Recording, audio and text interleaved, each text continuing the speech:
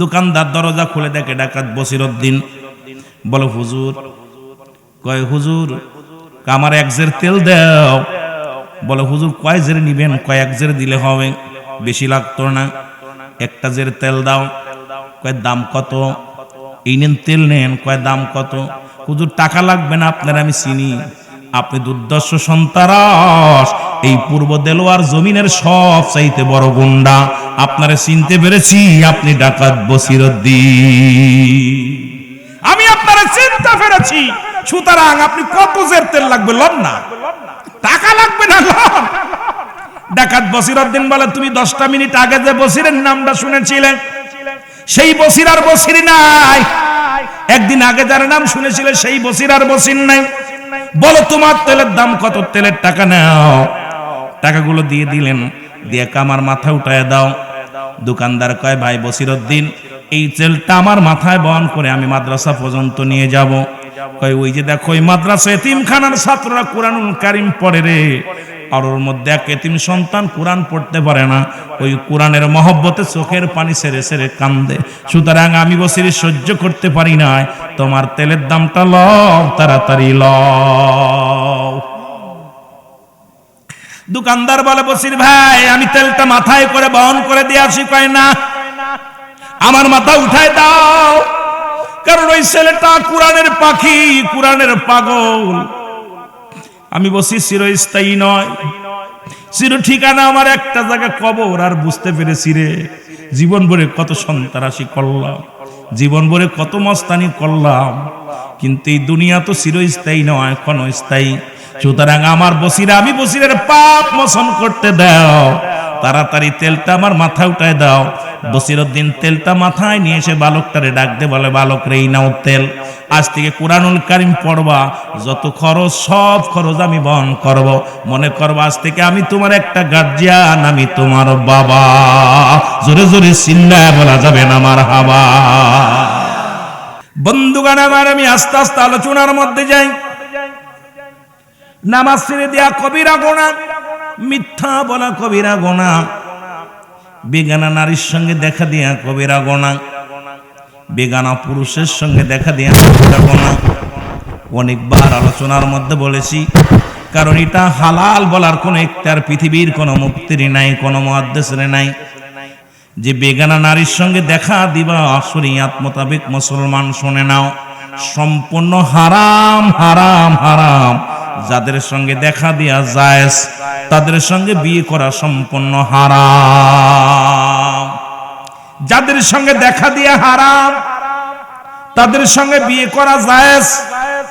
সুতরাং আজকে যদি ওয়াজ করি, বাংলাদেশে 90% আলেম চাকরি খোয়াইবেন, 90% আলেমের চাকরি চলে যাবে, 90% আলেম কষ্ট পায় কথাগুলো বললে। কারণ হারামকে হালাল বলার ইখতিয়ার পৃথিবীর মধ্যে কোনো আলেমের নাই, আমি গুনাহগারের নাই।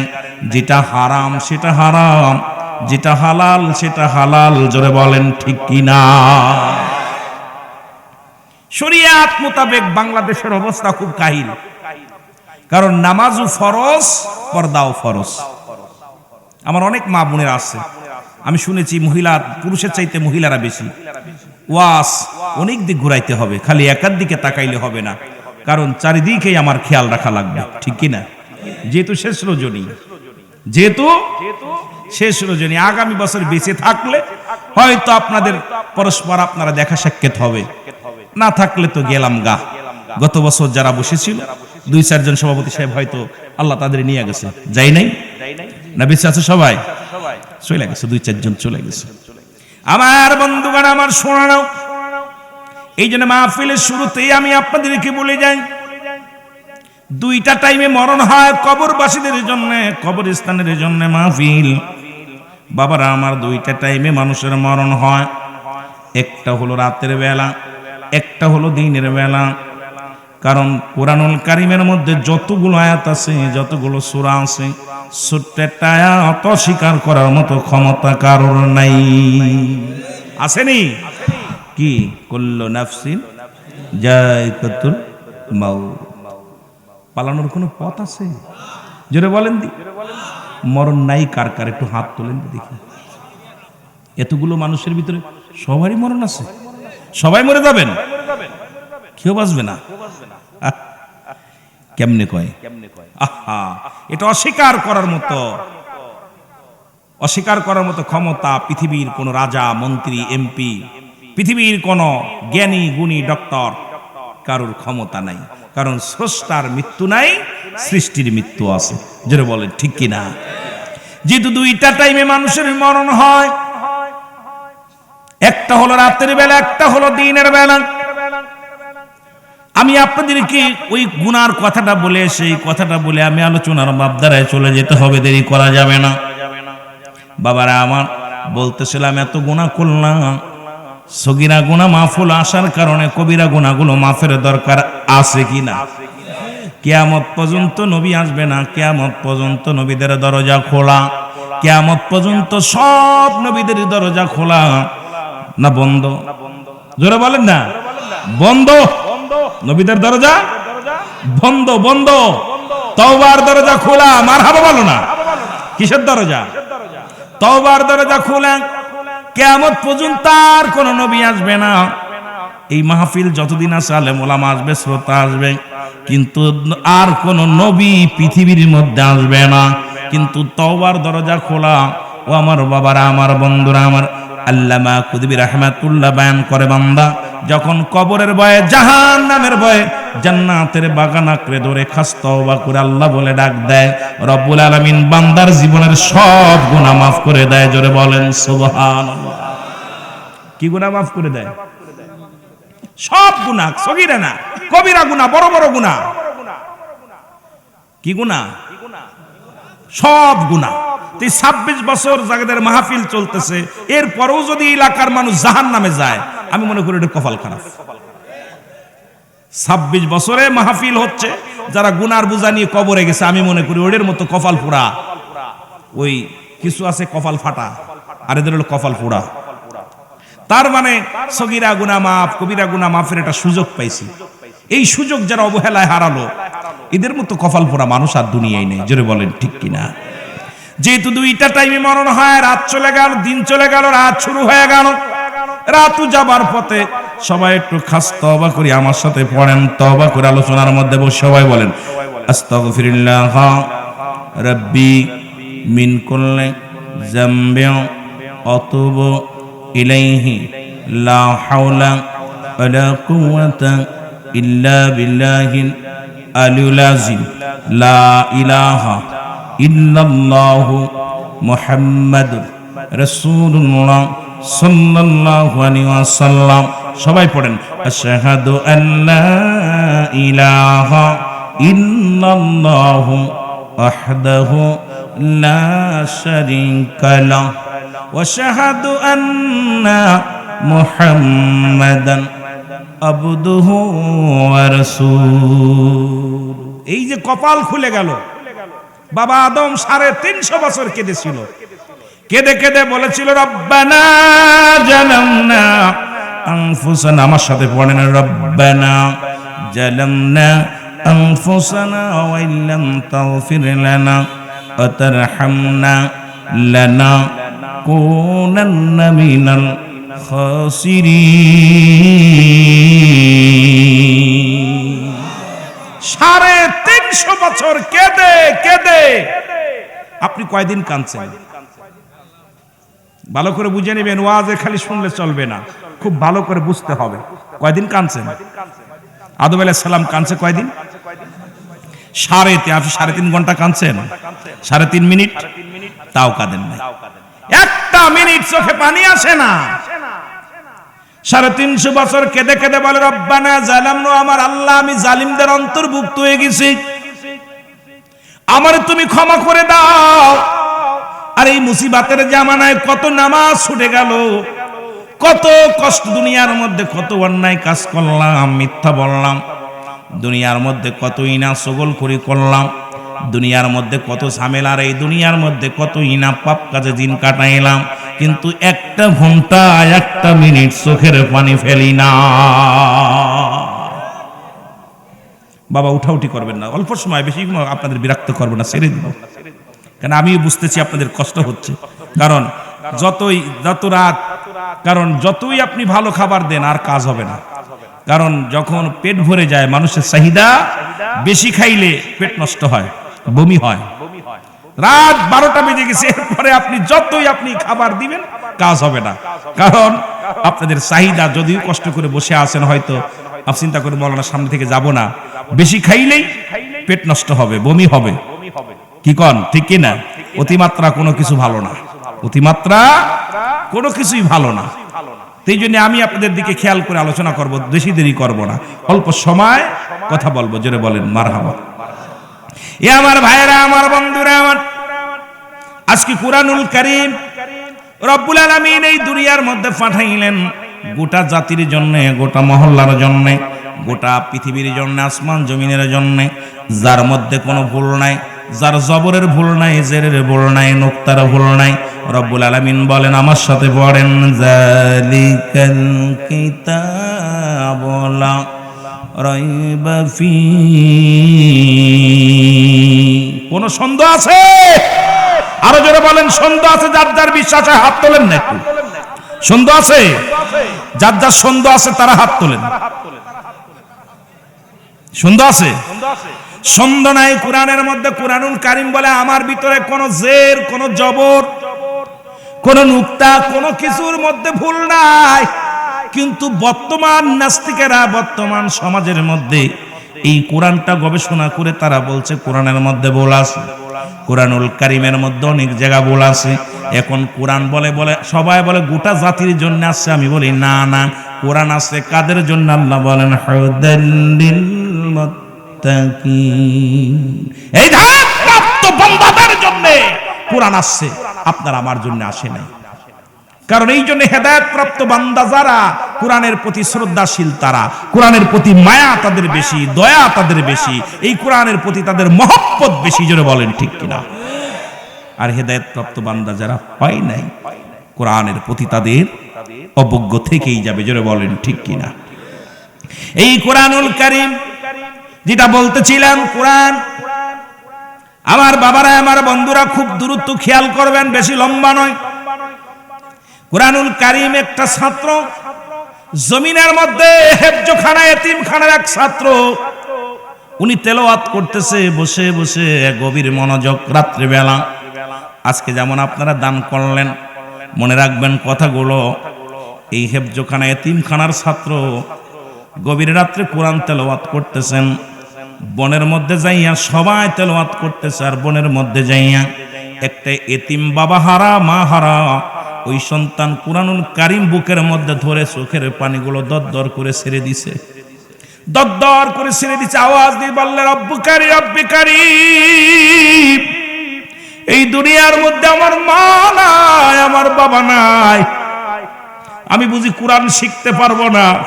আজকে এতিমখানা, মাদ্রাসা দেখার পরে মনের ভিতরে বড় শান্তি লাগে। যাদের আব্বা নাই, তাদের মা নাই, কোরআন শেখার জন্য পূর্ব দেলোয়ার জমিনে সুন্দর মনোরম পরিবেশ, সেখানে আমার বাবারা শুনে নাও, একটু দিলের কান্ডা লাগা শোনো। ওই বালক ছেলেটা চোখের পানি ছেড়ে ছেড়ে কাঁদতেছে আর বলে, আমার আল্লাহ রব্বুল আলামিন গো, এই দুনিয়া আমার মাও নাই, আমার বাবাও নাই, কে আমার খরচ চালাইবে, কে আমারে তেল কিনে দিবে, কে আমারে খাবার দিবে, কে আমারে টাকা দিবে, আমারে কে ভালোবাসবে? কেউ তো আমার নাই। আমার বুঝি খোদার কোরআন শিখা হবে না, আল্লাহর কোরআন শিখা হবে না? রব্বি কারীম, আমার বুঝি কোরআন শিখা হবে না? উনি চোখের পানি ছেড়ে ছেড়ে কাঁদতে লাগলেন। ওই রাস্তা দিয়ে যাইতেছিলেন তৎকালীন জামানায়। ও মুসলমান শোনো, তৎকালীন জামানার মধ্যে দুর্দর্শ ডাকাত, দুর্দর্শ সন্ত্রাস, এই পূর্ব দেলোয়ার মধ্যে এমন সন্ত্রাস আছে, একটা টাকা চাইলে দিবে না। কিন্তু ছাত্র, এতিম ছাত্রদের কথা শুনলে, ওই যে দেখলাম দান করলো, অনেকেই দান করেছেন বাবা, অনেক মজা লাগছে। যে কথাগুলো খুব খেয়াল করবেন, তৎকালীন জামানার মধ্যে দুর্দর্শ সন্ত্রাস, দুর্দর্শ ডাকাত, যিনি 40 জন ডাকাতের সর্দার, যার নাম হলো ডাকাত বসিরউদ্দিন। জোরে জোরে চিল্লায় বলো মারহাবা। খুব খেয়াল করবেন, কয়টা বিষয়ের পরে আমি একটু গুরুত্ব দিব, তারপরে আলোচনা। যেহেতু আজকে তাফসীরুল কোরআন মাহফিলে পূর্ব দেলোয়া কবর এবং হাফেজিয়া মাদ্রাসা, এতিমখানা, 3-4 পরে একটু গুরুত্ব দিয়াই মেন আলোচনা যদি আবার আমি সামাজিকতা নিয়ে মহিলাদের কিছু কথা বলবো, যদি আপনারা মন দিয়ে শোনেন, না শুনলে আমিন। কথা বুঝেন নাই? লম্বা করবো না, কষ্ট হচ্ছে আপনাদের? আমি আপনাদের বসে থাকা দেখে অনেক আনন্দ লাগছে, যে যাদের এই কুয়াশার মধ্যে বসে আছেন। ডাকাতির নাম কি? জোরে বলেন না, নাম কি? দুর্দশ সন্তারাস। এই সন্তারাস দেখো, এই সন্তানের কান্না চোখের মধ্যে আছে, যা দেখে কোরআনুল কারীম বুকের মধ্যে ধরে কান্দে। ডাকতে বলে, বাজান তুমি কান্দো কেন? কয় আপনি কে গো? আমি তো, আমার তুমি শোনো না, আমি এলাকার একজন ব্যক্তি, এলাকার মধ্যে বাড়ি, রাতে কাম করি দিনে ঘুমায়। কি করি? রাতে কাম করি দিনে ঘুমায়। বালক ডাকতে বলে, বাবা আমি কেন কান্দি? পৃথিবীর মধ্যে আমার মা নাই, পৃথিবীর মধ্যে আমার বাবা নাই। আমি ওই যে মাদ্রাসায় পূর্ব দেলোয়ার হাফেজিয়া এতিমখানা মাদ্রাসার ছাত্র আমি। আজকে আব্বা মা না থাকার কারণে কথার কথা বলতেছি, ভালো করে শুনে নেন বাবা। এই মা বাবা না থাকার কারণে তেল কিনতে পারি নাই, আমি বাতি জ্বালাইতে পারি নাই। আমার বন্ধুরা সবাই লেখাপড়া করে, খোদার কোরআন শিক্ষা করে। আমার বন্ধুরা কোরআন পড়ে, আমি পড়তে পারি নাই। মনে বড় দুঃখ নিয়া এই জঙ্গলের মধ্যে বসে বসে আমি কান্দি। মনে বড় কষ্ট নিয়ে জঙ্গলের মধ্যে বয়া বয়া কান্দি। যখন বলছে কোরআন পড়তে পারি না, কোরআনটা হাতের মধ্যে দেখে ডাকাত বসিরউদ্দিন, আর বসিরউদ্দিন নাই। ডাকতে বলে, বাবারে একটু ধৈর্য ধর, তোর বাবা নাই, তোর মা নাই, তাতে কি হয়েছে? আমরা তো আছি। আজকে যেমন পূর্ব দেলোয়ার মানুষগুলো এতিমদের জন্য চাউল, এতিমদের জন্য টাকা পয়সা, এতিমদের জন্য যারা হাতটা বাড়াইলেন, এত মজা পাইছি রে বাবা, বসে বসে শুনতেছিলাম। আর চিন্তা করলাম, এমন মানুষ 10টা টাকা মানুষকে চা খাইতে পারে না, কিন্তু এতিমখানার কথা বলার সঙ্গে সঙ্গে 1000, 2000, 5000, 100, 500 সবাই পাগলের মতো ছুঁড়ে মারছে জান্নাতের বাগানে। জোরে জোরে বলেন মারহাবা। যেহেতু মাহফিলটা যে প্রতিষ্ঠানের উদ্যোগ হচ্ছে, হাকিকতটা বুঝার দরকার। তারপর অন্যদিকে হাকিকতটা না বুঝলে তো আপনি আইলেন আর গেলেন আর চলে গেলেন। কোরআনের কত দাম পাওয়ার। ডাকতে বলে, বসিরউদ্দিন বলে, বাবা তুমি দাঁড়াও, আমি আসি। উনি চলে গেলেন, বাজারে গেলেন, উল্লাপাড়া বাজারে গেলেন। কথার কথা বাজারে যায় বলে, ডাক দিয়ে উঠাইলেন বড় দোকানদারে। দোকানদার সব ওঠো। দোকানদার দরজা খুলে দেখে ডাকাত বসিরউদ্দিন। বলে, হুজুর। কয়, হুজুর আমার 1 জের তেল দাও। বলে, হুজুর কয় জের নিবেন? কয় 1 জের দিলে হবে, বেশি লাগতো না, 1টা জের তেল দাও। কয় দাম কত? এই নেন তেল নেন। কয় দাম কত? হুজুর টাকা লাগবে না, আপনার আমি চিনি, আপনি দুর্দর্শ সন্তারাস, এই পূর্ব দেলোয়ার জমিনের সব চাইতে বড় গুন্ডা, আপনারে চিনতে পেরেছি, আপনি ডাকাত বসিরউদ্দিন, আমি আপনারে চিনতে পেরেছি। সুতরাং আপনি কত জের তেল লাগবে লন না, টাকা লাগবে না লন। ডাকাত বসিরউদ্দিন বলে, তুমি 10টা মিনিট আগে যে বসিরের নামটা শুনেছিলে, সেই বসির আর বসির নাই। একদিন আগে যার নাম শুনেছিলে, সেই বসির আর বসির নাই। বলো তোমার তেলের দাম কত? তেলের টাকা নাও। টাকাগুলো দিয়ে দিলেন, দিয়ে আমার মাথায় উঠায় দাও। দোকানদার কয়, ভাই বসিরউদ্দিন, এই তেলটা আমার মাথায় বহন করে আমি মাদ্রাসা পর্যন্ত নিয়ে যাব। কয়, ওই যে দেখো ওই মাদ্রাসা এতিমখানার ছাত্ররা কোরআনুল কারীম পড়ে রে, আর ওর মধ্যে এক এতিম সন্তান কোরআন পড়তে পারে না, ওই কোরআনের মহব্বতে চোখের পানি ছেড়ে ছেড়ে কান্দে। সুতরাং আমি বসির সহ্য করতে পারি না, তোমার তেলের দামটা লও, তাড়াতাড়ি লও। দোকানদার বলে, বসির ভাই আমি তেলটা মাথায় করে বহন করে দিয়ে আসি। কয়, না, আমার মাথা উঠায় দাও, কারণ ওই ছেলেটা কোরআনের পাখি, কোরআনের পাগল।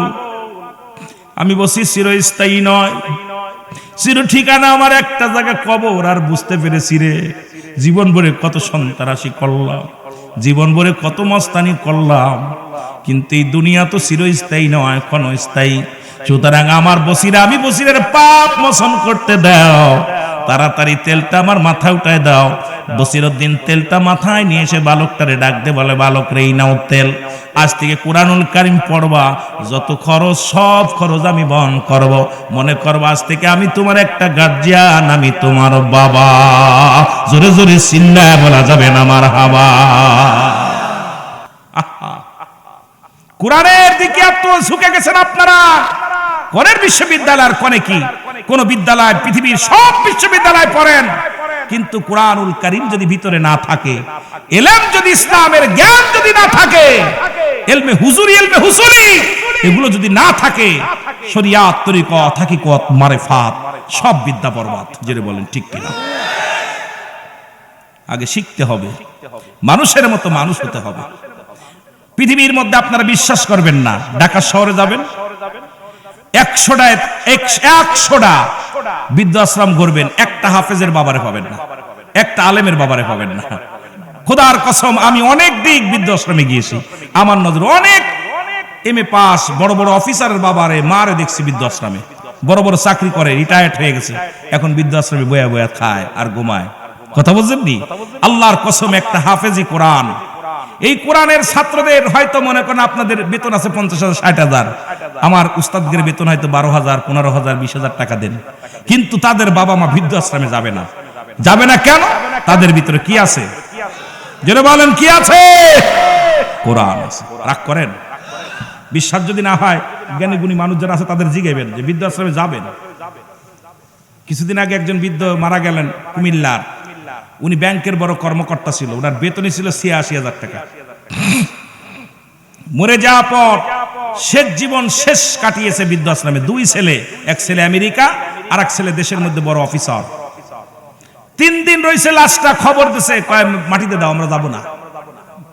কথা বুঝিনি? বাবা মার কাছে আপনারা দেখছেন, অনেকেই ফেসবুকে দেখছেন, বারবার বলছে যে তোমার বাবারে নিয়ে, বাবা যাওয়ার সময় মরার সময় বলে গেছে যে আমার সন্তানেরা আমারে দেখে নাই, আমার বাবা সন্তানদের ডাক দিবে, আমার লাশটা যেন শেষ দাফনটা আমার সন্তানেরা করে। 3 দিন পর্যন্ত লাশটা রেখে দিছে, কিন্তু তার বাপ সন্তানেরা আসে নাই। পরে বাধ্য হয়ে এতিমখানার ছেলের আপনার শিক্ষকরা, এই কমিটির যারা ছিল, ওরা সবাই মিলে কি করলো, আমার বাবারা সবাই একটা কবরে গোরস্থানে শোয়াই দিলে, সবাই কাপড় কিনে চিরবিদায় করে, সন্তানের আসে নাই। এটা নিয়ে অনেক লেখা, খালি ওই নায়ক নায়িকা দেখবেন না, মোবাইল যখন চালাবেন তখন দেখবেন অনেক কিছু, অনেক ভালো ভালো জিনিসও এগুলো আমার অনেক ভাইয়েরা দিয়ে দেয়, এগুলো দেখলে অনেক জ্ঞান বাড়ে, অনেক জ্ঞান বাড়ে। আমার ভাইয়েরা, আমার বন্ধুরা, আমার ডাকাত বসিরউদ্দিন ডাক দিয়ে বলে, বাবা এই নাও তেল নাও, আমি তোমার গার্জিয়ান, আজ থেকে তোমার অভিভাবক। উনি কুরআনুল কারীম পড়ে, কুরআনুল কারীম চোখের পানি ছেড়ে ছেড়ে পড়ে আর বলে, আল্লাহ, যিনি আমার সাহায্য করলো, যিনি আমার কোরআন পড়ার জন্য সুযোগ করে দিল, যিনি আমার অন্ধকার রাত্রে বাতি জ্বালায়া কোরআন পড়ার সুযোগ করে দিল, আল্লাহ, কোরআন যেমন তামাম পৃথিবীকে আলো করেছে, তুমি তারে জগৎ বিখ্যাত একজন আল্লাহর ওলি বানায়া দিও। আজরে বলেন না। চিন্তা করছেন, বালকের মুখ দিয়ে বাইর হয়ে গেছে এতিমের, আল্লাহ আমার যিনি আলো দিল, আলোর মুখ দেখালো, তাকে তুমি জগৎ বিখ্যাত একজন আল্লাহর ওলি বানাই দিও। দোয়া এমনি করতে পারতো, কিন্তু করে ফেলছে ওটা বুইলা, ছোট মানুষ তো। আর রব্বে কারীম এতিমের দোয়া সঙ্গে সঙ্গে কবুল করে ফেলছে। সুবহানাল্লাহ বলেন না? রব্বুল আলামিন কবুল করে ফেলেছেন। ডাকাত বসিরউদ্দিন ফিরে যা, দেখো 40 জন সদস্য সবাই অপেক্ষা করে আছে। বলে, বসির রে, তুমি কি পাগল হইছো? আজকে মোটা অঙ্কের একটা মাল কামাতি যাব, দেরি হয়ে গেল।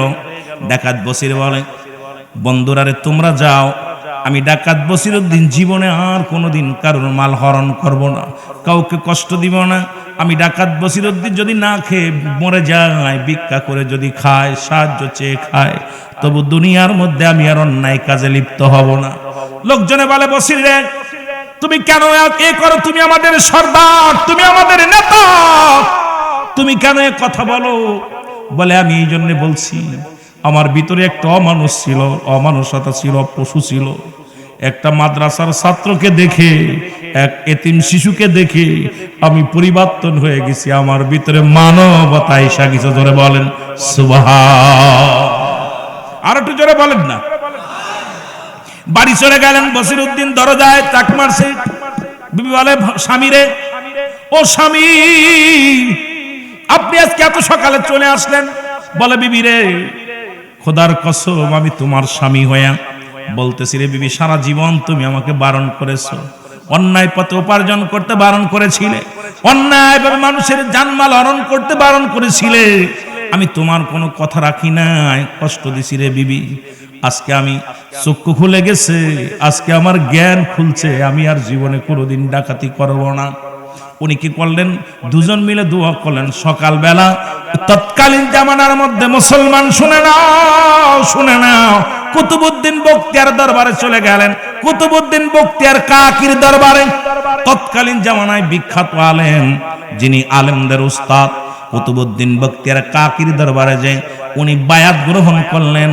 হুজুর উনাকে দিলেন, বাবা 5 ওয়াক্ত সালাত আদায় করবা, কোন সত্য কথা বলবা, মিথ্যা বলবা না, হারাম বক্ষণ করবা না, ইবাদত বন্দেগী করবা। এমন ভাবে আল্লাহর পাগল হয়ে গেল। একদিন, দুদিন, 1 বছর, 2 বছর, 5 বছর যাইতে না যাইতে তখন ইলহামের মাধ্যমে এমন কাশফ খুলে গেল। তখন তৎকালীন জামানার মধ্যে কুতুবউদ্দিন বখতিয়ার ছাত্র মুসলমান বখতিয়ার কাকির দরবারে যার কারণে রব্বুল আলামিন ওই ছাত্রের দুয়ার খাতিরে জগৎ বিখ্যাত একজন আল্লাহর ওলি বানায়া দিয়েছে, যার নাম হলো ডাকাত বসিরউদ্দিন। জোরে বলেন মারহাবা। আজকে যখন আপনারা দান দিতেছিলেন তখন আমি ভাবতেছিলাম কথাটা, যেতিমদের জন্য যখনই আমার ভাই মুজিব বিন আব্বাসী সাহেব ওনার বাবারা উনি যখন চাইতেছিল, উনি কিন্তু কার দানের কোনো ওয়াজি করে নাই, কিন্তু মানুষগুলো কেন যেন মন থেকে প্রাণ থেকে মানুষগুলো মাদ্রাসার দিকে একদম ঝুঁকে গেল। এটা দেখা পর আমি চিন্তা করতেছিলাম, আল্লাহ তুমি অত্র এলাকায় যে মানুষগুলো আছে প্রত্যেকের তুমি যদি ওলি না বানাও, আউলিয়ার দপ্তরে নামটা লেখাই দিও। সুবহানাল্লাহ বলেন। ওলি হতে চাই না, অভিভাবক হতে চাই না, তবে সব মানুষ আদর্শবান মানুষগুলো বানায়া দিও যারা আজকের এই মাহফিলে দান করছে। জোরে বলেন না মারহাবা। আর একটু জোরে বলেন মারহাবা।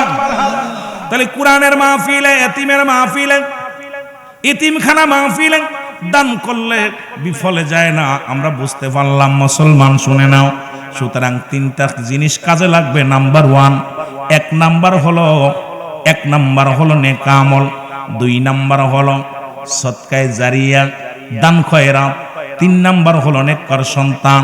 যাদের সন্তানগুলো লেখাপড়া করাইলেন তারাও ধন্য হয়ে গেলেন, যারা দান দিয়ান করলেন তারাও ধন্য হয়ে গেলেন, যারা এই সন্তানদের অভিভাবক হিসেবে আজকে দায়িত্ব নিলেন, যারা খাবারের দায়িত্ব নিলেন, দেখাশোনার দায়িত্ব নিলেন, তারাও কিন্তু আজকে সাকসেস হয়ে গেলেন। ধরে বলেন ঠিক কিনা? ওলি তো আল্লাহ বানায়। আল্লাহ কোরআনুল কারীমের মধ্যে আল্লাহ নিজে বলে, আলা সাবধান ইন্না নিচালা ইন্না উদাল্লাহি, আল্লাহ তরফ থেকে যারা ওলি হয় না নাই খাউফুন শব্দের অর্থ ভয়, ওয়ালা যদি অবস্থান করে হুমদের উপরে এহজানুন, তাদের কোনো চিন্তা ভাবনা কিছু নাই। আপনি আমি তো বানাই না, মানুষে বানায়।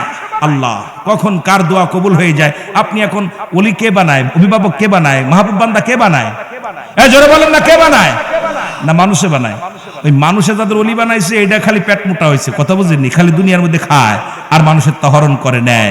আর আল্লাহর মাহবুব বান্দার গুলামি করে আমল করতে করতে যিনি আউলিয়ার দপ্তরে পৌঁছে গেছে, রব্বে কারীম যারা আউলিয়ার খাতারে নামটা লিখে দিছে, এর দুনিয়া আখিরাত কোনো জায়গা ভয় নেই।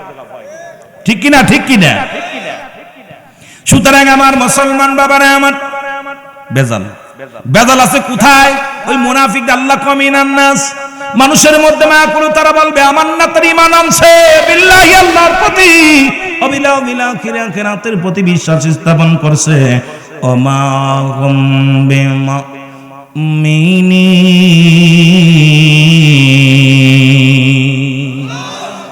বেজালটা এখানে আছে। তৎকালীন জামানায় মুনাফিক ছিল, এখনো আছে। এই যে টাকা পয়সা উঠেছে না, কিছু মুনাফিক বলতেছে মনে হয় সভাপতি ঝাড়বে, সেক্রেটারি ঝাড়বে, কিছু মুনাফিক এখনো আছে। আবার নাই যে কথা ভুল, যে প্রতি বছর যখন টাকা পয়সা বেশি ওঠে অঙ্ক, কেউ কেউ চিন্তা করে আত্মসার করেনি, আত্মসার করে। আরে ভাই, আপনি আত্মসার না, এটা যদি দেখবেন আজকে যে এই যে ছাত্রগুলো, আপনি ভিতরে আসবেন, দেখবেন, শুনবেন, এদের সাহায্য সহযোগিতা করবেন, পাশে থাকবেন। যেটা বলেন ঠিক কিনা? তৎকালীন জামানায় মুনাফিকরা মুসলমানদের যত ক্ষতি করছে, তার চাইতে একজন আমার মুসলমান হাজার কাফেরের চাইতে একজন মুনাফিক মুসলমান বেশি ক্ষতি করছে। এমন হতে পারে মাহফিলে যারা দান দিয়ান করতেছেন একজন মুনাফিক মুসলমানের কারণে সব বরবাদ হয়ে যাবে। জোরে বলেন ঠিক কিনা? আছেন এরকম? অনেকে আছে। নাই যে কথা ভুল ধারণা, কারণ আল্লাহ তো নিজেই ডাক দিয়ে কয় নাস শব্দের অর্থ কি? মানুষ। নাস শব্দের অর্থ কি? মানুষ। মানুষের মধ্যে আছে, তারা বলবে কি বলবে? কবে? ওই তৎকালীন জামানায় ছিল, এখনো আছে। রব্বুল আলামিন গভীর মনোযোগ। রব্বুল আলামিন আমাদেরকে এত সুন্দর পরিবেশ, আমার বাবারা আমার বসার মতো সুযোগ দান করলো, আসার মতো সুযোগ দান করলো। রব্বুল আলামিনের দরবারে অসংখ্য শুকরিয়া আদায় করি, কারণ আমাদের পৃথিবীর মধ্যে তিনটা বিপদ। নাম্বার 1 হলো, 1 নাম্বার হলো মানুষের মরণ, 2 নাম্বার হলো কবর, 3 নাম্বার হলো কিয়ামতের ময়দান।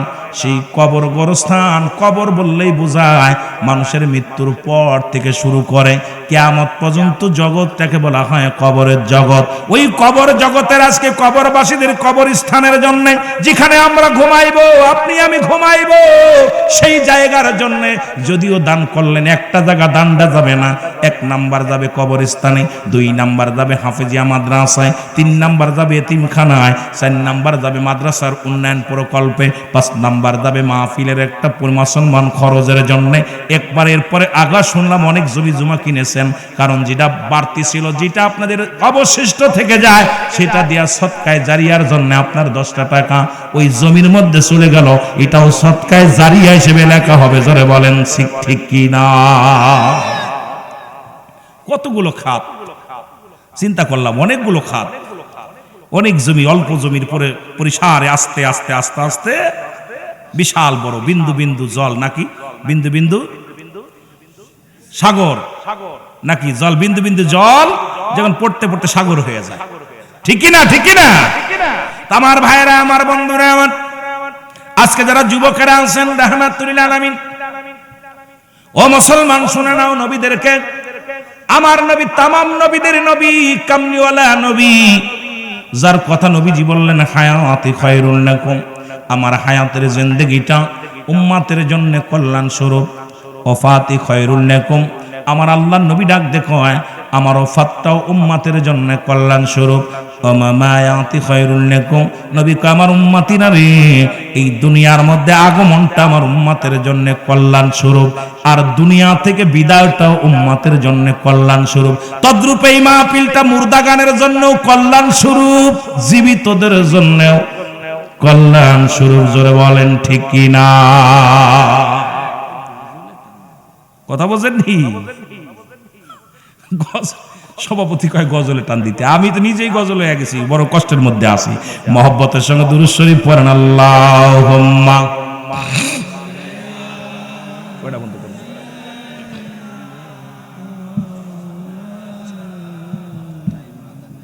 আমি একটু হাকিকতের পরে কথা বলে দেবো, এটা আমাদের যাতে ভেজাল না হয়, তো মুনাফিক তো সব একটু মহব্বতে। ওরে আজ না হয় কাল তুমি যাইবা কবরে, যাবার বেলায় দেখবে চেয়ে গো তোমার সবই রইল পড়ে। যাবার, আরো জোরে বলেন, যাবার বেলায়। আমার মন বলতেছে আপনাদের কষ্ট হয়ে যাচ্ছে, কোন আওয়াজ নাই? আওয়াজ আছে? এ আমার ভাইরা, আমার বন্ধুরা, আমার গভীর মনোযোগ। কথাগুলো না খন্দকারের যুদ্ধে রাহমাতুল আলামিন, আমি কিছু কথা আপনাদের একটু জানায়া দিয়ে যাই। যেমন আপনারা বসে আছেন, রাত হয়ে গেছে গভীর, যে অনেক যতই আগে বলছি, যতই ভালো বলি কাজে লাগবে না, কিছু কথা আমি জানায়া দিয়ে যাই।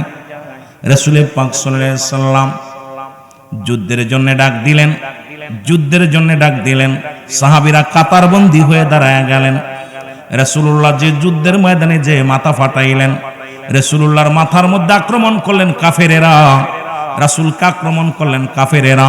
যে যুদ্ধে শাহাদাতের পেয়ালা পান করলেন আমিরে হামজা, যে যুদ্ধে শাহাদাতের পান করলেন হযরতে হানজালা রাদিয়াল্লাহু তাআলা। জোরে বলেন মারহাবা।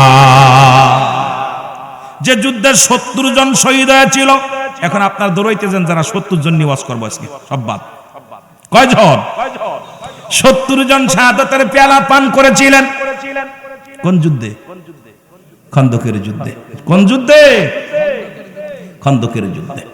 রাসূলুল্লাহ বললেন, আমার যুবক বাবার একটু যারা আজকে বসে আছেন শোনেন, নবীর প্রেমিকেরা, রাহমাতুল লিল আলামিন ডাকতে বলে, আমার সাহাবীরা রে,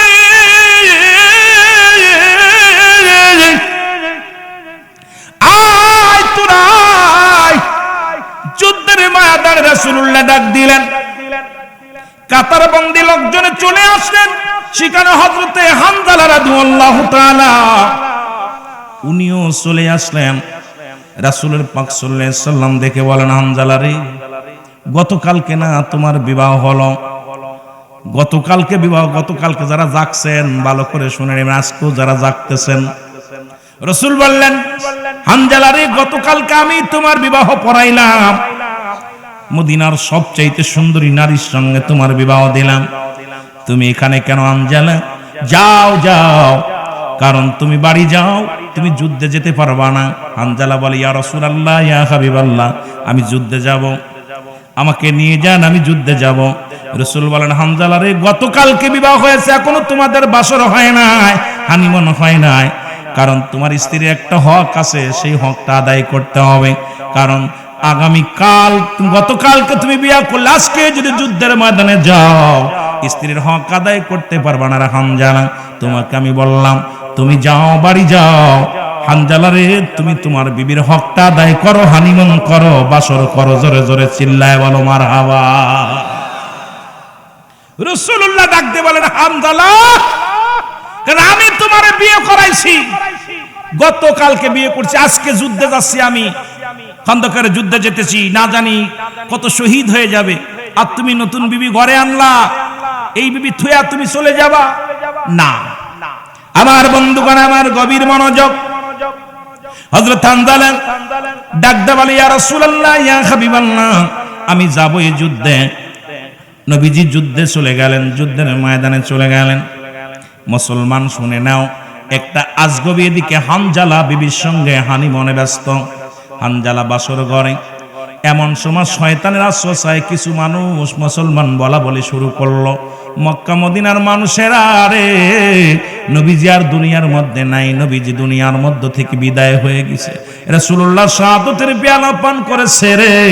তো মদিনার মানুষেরা রে, ও মক্কার মানুষেরা রে, দয়াল নবী দুনিয়ার মধ্যে আর নাই। হামজালা রাদিয়াল্লাহু তাআলা কানে আওয়াজটা যখন শুনতে পারলো, যুবক বন্ধুরা গো,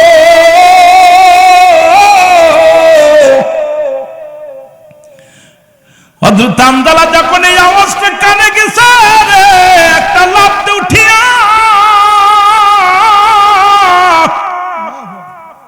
এর তরবারিটা টান দিয়ে ঘর থেকে বাইর হয়ে গেলেন রে মুসলমান। পিছন থেকে বিবির জামা ধরে টানতে বলে, স্বামী কোথায় যান আপনি, কোথায় যান?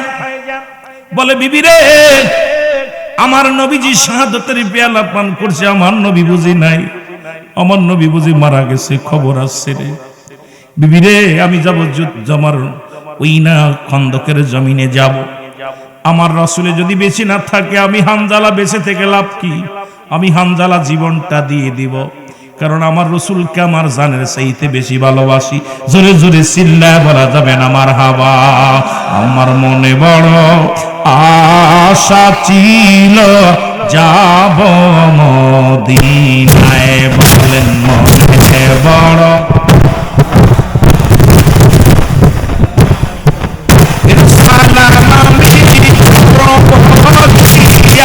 সালাম আমি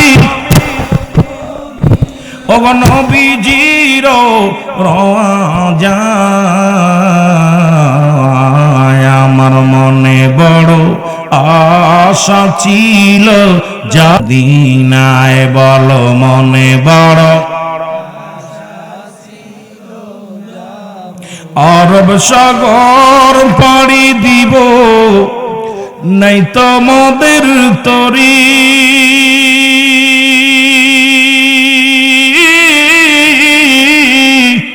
পাখা নাই তো উড়ে যাব ডানা রহমতে ভর করি, ওরে আশায় আছে সম্বল নাই, আশায় আছে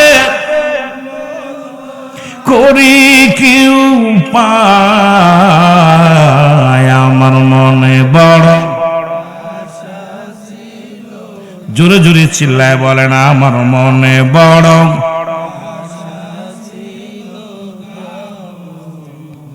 আরো জোরে বলেন মনে বড়।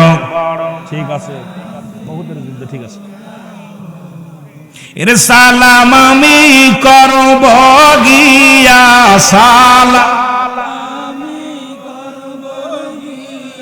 ওর নবীজির রওজায়, আমার মনে বড়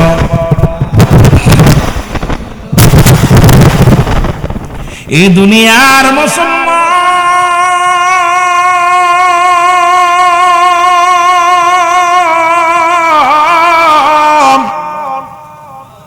এর যতগুলো বড় বড় যুদ্ধ হয়েছে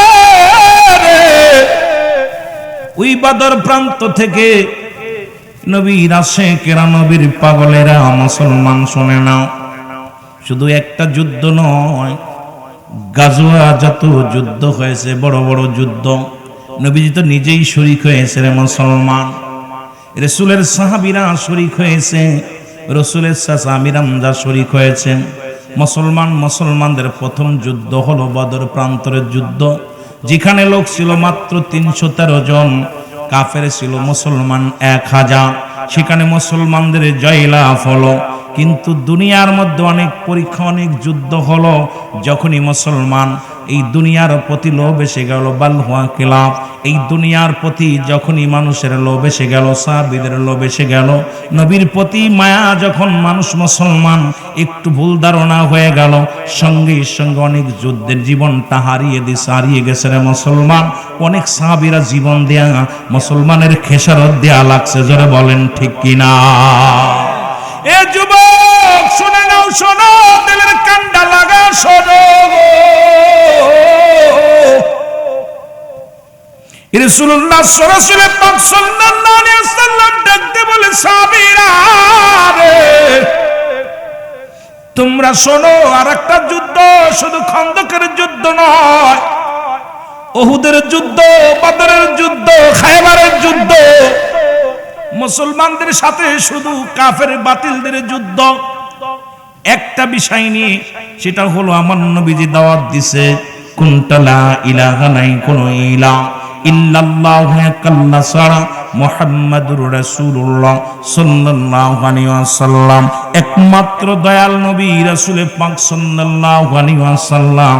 সংগ্রামটা হলো কোনো মূর্তি পূজা করা যাবে না, কোনো মানবকে সিজদা করা যাবে না, দুনিয়ার মধ্যে একমাত্র রব্বে কারিমের গোলামি করবা, আইন মানতে হবে আল্লাহর, ওই সৃষ্টিকর্তার, যিনি আপনার আমার রব। এই দুনিয়া অন্য কোথাও মাথা নত করা যাবে না, একমাত্র সৃষ্টিকর্তা যিনি আপনার রব, যিনি আপনার মালিক, সবাই তার দিকে ঝুঁকে যাবেন। আমার ভাইয়েরা, আমার বন্ধুরা, আমার শুনে নাও, আর আল্লাহকে তাকে পার একমাত্র মাধ্যম, ঠিকানা আমি নবী রাহমাতুল লিল আলামিন গো। যে কথাগুলো বলি একটু দিলের কান্ডা লাগা শোনো। এই উহুদ প্রান্তরে যাও, উহুদের যুদ্ধে যাওয়ার জন্য গো নবীর সাহাবীরা পাগল হয়ে দাঁড়াইলেন। তার মধ্যে একজন হামজালা, যে যুদ্ধে শাহাদাতের পেয়ালা অনেক সাহাবী করেছিলেন, যে যুদ্ধে শহীদ হয়েছিলেন, উহুদের যুদ্ধে। মুসলমান শুনে নাও, রাসূলের চাচা আমিরে হামজা, যাকে ক্ষত করা হয়েছিল রে মুসলমান, রাসূল পাক সাল্লাল্লাহু আলাইহি ওয়াসাল্লাম লাশগুলো যখন সামনে আনলেন, দেখলেন মুসলমান আমির হামজার ঠোঁট দুটি কাটা, নাকটা কাটা, ঠোঁট কাটা, জিহ্বা কাটা, কানগুলো কাটা। নবীজি মুসলমান তার গর্দান কাটা। পৃথিবীর মধ্যে ক্ষত যেদিন আমার নবী ইতিহাসের পাতায় সবচেয়ে বেশি কষ্ট পেয়েছে, যেদিন আমির হামজা দুনিয়া থেকে বিদায় নিয়ে গেছে, আমার নবীর চোখের পানি ছেড়ে কেঁদেছিল, রব্বি কারীম, রব্বি কারীম, এই পৃথিবীর মধ্যে তুমি আমার চাচারে নিয়ে গেলা, ওই কাফের বেঈমানরা তার বুকটা ফাড়িয়া কলিজাটা পর্যন্ত বাইর করে ফেলেছিল। আমি হামজার ওই দেহখানা দেখিয়া রাসূল পাক সাল্লাল্লাহু আলাইহি সাল্লাম কান্না ধরে রাখতে পারে নাই। ও আমার ভাইরা, আমার আমির হামজার জানাজা একটা হয় নাই, দুটি হয় নাই, 70 বার জানাজা হয়েছিল। উহুদের প্রান্তরে যারা মারা গিয়েছিলেন, শাহাদতের পেয়ালা পান করেছিলেন, একজন করে শহীদের লাশ। আর হামজা মুসলমান, শুনে নাও, আমির হামজার লাশ, এই 2টা করে লাশ একত্রিত করে করে জানাজা পড়ানো হয়েছিল। মুসলমান, আমার নবীজি 70টা বার জানাজা আদায় করেছিলেন, আর 70 বারই আমির হামজার দেহখানা সামনে রেখে দিয়েছিলেন। কারণ ওই ঠোঁট দুটি কাটা, মুসলমান, কলিজাটা ছিঁড়া, এই বুকটা ফাড়িয়া যার কলিজাটা টানতে ছিঁড়ে ফেলেছে, শুধু একটা অপরাধ, নবীর পক্ষে থাকার জন্য, কোরআনের পক্ষে থাকার জন্য কান দুটি কেটে নিয়ে গেছে, চোখ দুটি উপরে নিয়ে গেছে। পৃথিবীর মধ্যে আমার নবীজি একবার নয়, দুবার নয়, আমির হামজার জানাজা পড়েছিল 70 বার। জোরে জোরে বলেন আল্লাহু আকবার। প্রতিটা শহীদের সঙ্গে রাসূল পাক সাল্লাল্লাহু আলাইহি সাল্লাম আমির হামজার দেহখানা রাখছে, আর সহ্য করতে পারে না চাচার দেহখানা দেখে। শুধু অপরাধ কি? আর নবীকে ভালোবাসার পিছনে একটা কারণ হলো, যখন আবু জেহেল যখন রাসূলকে কষ্ট দিছিল, তখন আমির হামজার কাছে আসলো। আমির হামজার নবীজি বসে আছে এক জায়গা, তখন আমির হামজার কাছে নালিশ দিতেছে এক ইহুদি, ভাই আমির হামজা, তোমার বাতিজারে আবু জেহেল খুব কটূক্ত ভাষায় গালি করছে, অনেক লোক নিন্দা বলছে, তার বাবা নাই, মা নাই, এতিম নবীরে খুব গালি দিছে। আমির হামজা তরবারি একখানা নিয়ে চলে গেছে আবু জেহেলের বাড়ি। যায় আবু জেহেল বসে আছে। আবু জেহেল, আবু জেহেল, তুমি কি আমার রাসূলকে কষ্ট দিছো, গালি দিছো? বলে, তোমার বাতিজার কষ্ট, চাচারে বাইস্তেরে কষ্ট দিছি। বাইস্তে কই থেকে কই কালেমা পড়ে, লা ইলাহা, নাই কোনো ইলা ইল্লাল্লাহু একাল্লা সারা মুহাম্মাদুর রাসূলুল্লাহ। যার আব্বা নাই, মা নাই, ই আবার কেমনে নবী হয়? এতিম মানুষ এই পৃথিবীর মধ্যে আবার কেমনে নবী হয়? আর কোথা থেকে কোন কালেমা, কোথা থেকে কোন আল্লাহর সৃষ্টিকর্তা বলতেছে, যাকে জীবনে দেখি নাই, যার সঙ্গে কথা বলি নাই, যারে কোনোদিন দেখা যায় না, তারে মানতে হবে। তোমার ভাতিজা যা বলা শুরু করছে। আমির হামজা দিন বলেছিল, যদি তোমাদের কষ্ট হয় তাহলে আমি আমার বাতিজার কালেমা পড়ে নিলাম, আজ থেকে আমার রাসূলের পক্ষে চলে গেলাম। জোরে বলেন না সুবহানাল্লাহ। ওদিন রাসূল পাক সাল্লাল্লাহু আলাইহি সাল্লামের পক্ষে আমির হামজা এসেছিল জোরালো কণ্ঠে আওয়াজ দিয়ে, যে আমি আর তোমার পক্ষে নাই, যেহেতু তুমি আমার বাতিজাকে গালি দিছো। আর আমার বাতিজা বলতেছে এক আল্লাহ, আল্লাহকে পার মাধ্যম আমার নবী, আমার ভাতিজা, সুতরাং আমি আমার মুহাম্মাদের পক্ষে চলে গেলাম। আরো জোরে, আরো জোরে। এ আমার ভাইয়েরা, আমার বন্ধুরা, আমার যে কথাগুলো বলি শোনেন, এই উহুদের যুদ্ধে যাওয়ার জন্য হযরত হামজা আওয়াজ দিয়ে বলে, ইয়া রাসূলুল্লাহ, ইয়া হাবিবাল্লাহ, আমিও যাব যুদ্ধের ময়দানে। উনি গেলেন, মুসলমান নবীজি বারণ করলেন, শুনলেন না। একটা গুজব আসলো, গুজব দিল যে নবীজি শাহাদতের পেয়ালা পান করেছে। এই খবর শুনিয়া তরবারি নিয়ে চলে গেলেন, যাইয়া হযরতে হামজালা জীবন দিয়া দিছে। জোরে বলেন না মারহাবা। বিবি ডাক দিয়ে বলে, স্বামী রে, ওই যে এখন আগে মানে আগের কথা পিছে, পিছের কথা আগে, শুধু বোঝানোর জন্য একটু বলি ভাই, শোনেন গো, রাহমাতুল লিল আলামিনের কেমন ভালোবেসেছিল, ইসলামকে কেমন ভালোবেসেছিল, কালেমার মালা কেমনে গলায় পড়েছিল। হযরত হামজা রাদিয়াল্লাহু তাআলা উনি যখন বাইর হয়ে গেলেন, বিবি ডাক দিয়ে কয়, স্বামী রে, এই মাত্র দুজনের মিলন হলো, বাসর হলো, আপনি যুদ্ধে যান না জানি শাহাদতের পেয়ালা পান করেন, আপনার উপরে তো গোসল ফরজ হয়ে গেছে, আপনি এখন কেমনে যাবেন? বলে, আরে বিবি, শুনে রাখো, যদি নবী যদি না থাকে দুনিয়ার মধ্যে, তুমি কিসের কথা বলো, কিসের ফরজ গোসল? আমাকে আর ডিস্টার্ব করো না, আমি রওনা দিলাম। উনি যুদ্ধের ময়দানে চলে গেলেন, যে শাহাদতের পেয়ালা পান করলেন। 70 জন শাহাদতের পেয়ালা পান করলেন। নবীজির কাছে লাশগুলা না হলো, 69 জনের লাশ পাওয়া গেল, হামজালার লাশখানা পাওয়া গেল না। আমার বাবারা, আমার 69টা লাশ রাসূলের সামনে যখন হাজির হয়ে গেল, নবীজি বসে আছেন, এমন সময় জনক এক মহিলা আসলেন, পর্দা করে বোরকাটে মুসলমান কাপড় টেনে মাথায় ঘন্টা দিয়ে নবীর কদমে এসে সালাম দিলেন, আসসালামু আলাইকুম ইয়া রাসূলুল্লাহ, ইয়া হাবিবাল্লাহ। নবী বলেন, সাহাবীরা রে কে আসছে? তখন পরিচয় দিলেন, দেওয়ার পর বলে, কি বলতে চায়? বলে, ইয়া রাসূলুল্লাহ, ইয়া হাবিবাল্লাহ, আমার স্বামীও এসেছিল যুদ্ধের ময়দানে। ইয়া রাসূলুল্লাহ, ইয়া হাবিবাল্লাহ, বলে তুমি কে গো? বলে হুজুর আমি হানজালার বিবি। বলে তোর তো আমি তো হানজালার রেখে এসেছি তাকে বাসর করার জন্য, তোমার সঙ্গে হানিমুন করার জন্য রেখে আসছি বাড়িতে।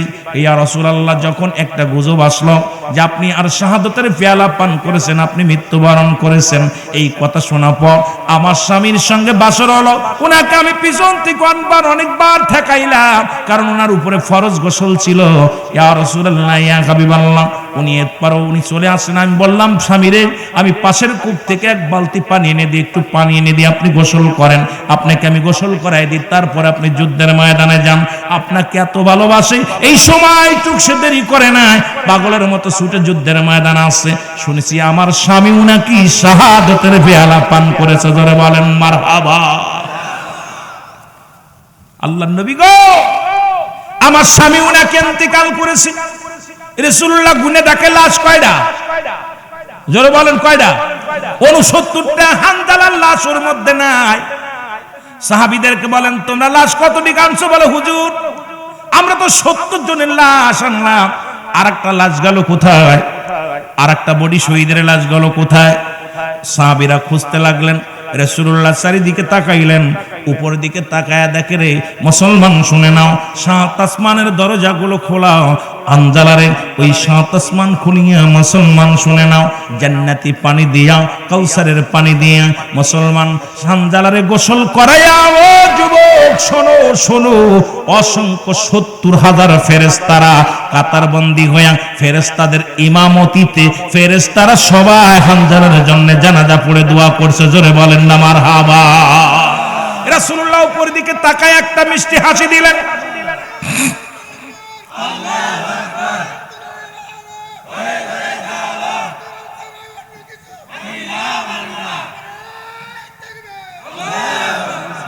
সুতরাং মুসলমান বাবারা আমার, রাসূলুল্লাহ উপর দিকে তাকায় একটা মিষ্টি হাসি দিলেন।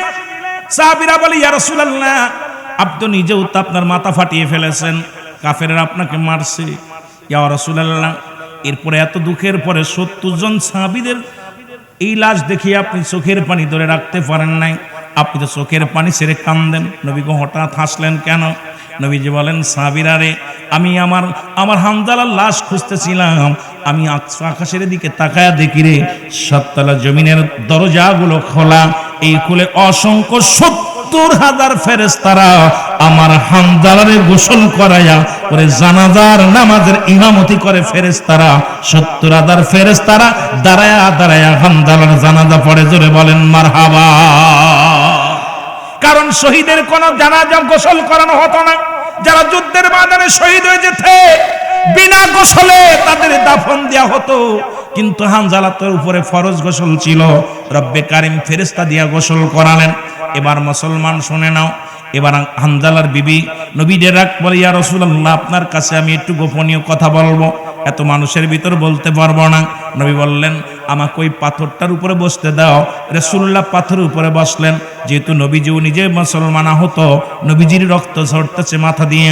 হানজালার বিবি বলে ইয়া রাসূলুল্লাহ, আপনার সঙ্গে আমি একাকার কিছু কথা বলতে চাই। বললেন বিবির সুযোগ, সাহাবীরা সুযোগ দাও। সুযোগ দেওয়া হলো, পর্দাটা নিয়ে দেওয়া হলো। ও মুসলমান রাসূলের সামনে যায় বলে ইয়া রাসূলুল্লাহ, ইয়া হাবিবাল্লাহ, এই বৃত্তান্ত আমার স্বামীর জানা, আমার স্বামীর জানাজা পড়ানোর আগে তার উপরে ফরজ গোসল আছে। ইয়া রাসূলুল্লাহ, ইয়া হাবিবাল্লাহ, মুসলমান শুনে নেন। সুতরাং আমার স্বামীর ফরজ গোসলটা করাতে হবে সবার। তো এদের মধ্যে 69 জনের গোসল করার না, কিন্তু আমার স্বামীর গোসল করাতে হবে, গোসল তার উপরে ফরজ। আমার নবীজি মিষ্টি একটা হাসি দিয়ে বলে হানজালার বিবিরে, তুমি তাকায়া দেখো তোমার স্বামীর মাথা দিয়ে এখনো পানি গড়ায়া পড়তেছে। জোরে জোরে বলেন না মারহাবা। রাসূল পাক সাল্লাল্লাহু আলাইহি সাল্লাম বিবিকে বললেন, বিবি রে, হানজালার বিবি শোনো, আল্লাহর রাস্তায় যারা শহীদ হয়ে যায়, আল্লাহকে যারা ভালোবাসে, রব্বে কারীমের গোলামি যারা করে, তাদেরকে রব্বে কারীম কত ভালোবাসে দেখো। বিবি বলে ইয়া রাসূলুল্লাহ, ইয়া হাবিবাল্লাহ, এই বৃত্তান্ত গোপনে বলতেছিলেন। আর নবী যখন তালাশ করতেছিলেন হানজালা জানাজা শেষ করার পর ফেরেশতারা আইনা ওই 70 জনের মাঝখানে আমির হামজার পাশে লাশটা থুয়ে গেছে। সুবহানাল্লাহ বলেন না। আর একটু জোরে বলেন, আর একটু জোরে বলেন। আমির হামজার পাশে লাশখানা রাখা হলো। সর্বশেষে রাসূল পাক সাল্লাল্লাহু আলাইহি ওয়াসাল্লাম 70 জনের 70 নাম্বার জানাজা পড়লেন। আমির হামজার লাশটা একসাথে নিয়ে জানাজা পড়লেন। আমার বাবারা আমার সাহাবীদেরকে বললেন, সাহাবীরা রে তোমরা দেখো, গতকাল আমার হানজালা বিবাহ করেছে, নতুন বিবির সঙ্গে বাসর হয়েছে। আমি নবীকে এত ভালোবাসে, আমি নবীকে এত মায়া করে, আমি নবীর এত পছন্দ করে, আমি নবীর প্রেমের মালা গলায় পরার কারণে নতুন বিবির মায়ায় তারে ঠেকাতে পারে নাই, দুনিয়ার কোনো লোভ লালসায় তারে ঠেকাতে পারে নাই। আমি নবীর ইশকে দেওয়ানা হইয়া জীবনটা কুরবানি করে দিছে। জোরে বলেন মারহাবা। এরা হলো নবীর পাগল, এরা হলো আল্লাহর গোলাম, যারা দুনিয়ার চিন্তা কখনো যারা করে নাই, দুনিয়াবি চিন্তা ভাবনা যাদের অন্তরের ভিতরে নাই, তারাই তো হলো পাগল আশিকে রাসূল। জোরে বলেন ঠিক কিনা, আরো জোরে বলেন ঠিক কিনা। এ আমার ভাইরা, আমার বন্ধুরা আমার, সুতরাং আজকে যারা বসে আছেন এখানে, কোরআনকে যারা ভালোবাসেন, সম্মান করেন, যারা মাদ্রাসার তালবে ইলমদেরকে ভালোবাসেন, যারা ইসলামটাকে ভালোবাসেন, আমার বাবারা আমার, এখানে যারা বসে আছেন, রব্বে কারিমের দরবারে অসংখ্য শুকরিয়া আদায় করি। রব্বে কারিম যেন আজকের মাহফিল থেকে আমাদের মাসুমের মাসুম বানায়া দেয়। জোরে জোরে বলেন মারহাবা। মদিনা যাইতে পারলাম না, মদিনা দেখতে পারলাম না, মদিনা যাইতে পারলাম না, মদিনা। আরো জোরে বলেন মদিনা যাইতে পারলাম না, মদিনা। আমি অসহায় তাই এত দূরে রই, আমি অসহায় তাই এত দূরে রই, দূর থেকে সালাম জানাই, বলো দূর থেকে সালাম জানাই, মদিনা যাইতে পারলাম না, মদিনা। আর জোরে বলেন মদিনা যাইতে পারলাম না, মদিনা। আজও 70 জন সাহাবী, এ মুসলমান, উহুদের যুদ্ধ, উহুদের প্রান্তরে তারা শুয়ে আছে। এখনো গেলে, ওই প্রান্তরে গেলে তাদের মাজারটা দেখা যায়, তাদের কবরটা দেখা যায়। তারা শাহাদতের পেয়ালা পান করে ওই জমিনের মধ্যে আছে। জোরে বলেন না মারহাবা। মদিনার নাম কত মধু,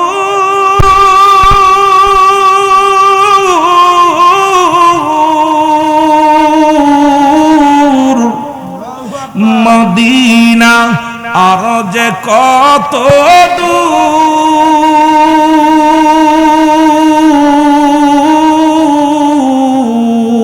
দূর, ওই মদিনার পথের দুলি, বলো ওই মদিনার পথে মাখতে পারলাম না, মদিনা মদিনা দেখতে পারলাম না, বলো মদিনা মদিনা দেখতে পারলাম না। আমি অসহায় তাই এত দূরে রই, বলো অসহায় তাই দূর থেকে সালাম জানাই, বলো দূর থেকে সালাম জানাই, মদিনা যাইতে পারলাম না, মদিনা দেখতে পারলাম না, বলো মদিনা যাইতে পারলাম না, মদিনা। এ দুনিয়ার মুসলমান শুনে নাও, গভীর মনোযোগ। এত রাত্রে কি বলবো, বড় কষ্ট হয় না যুবক।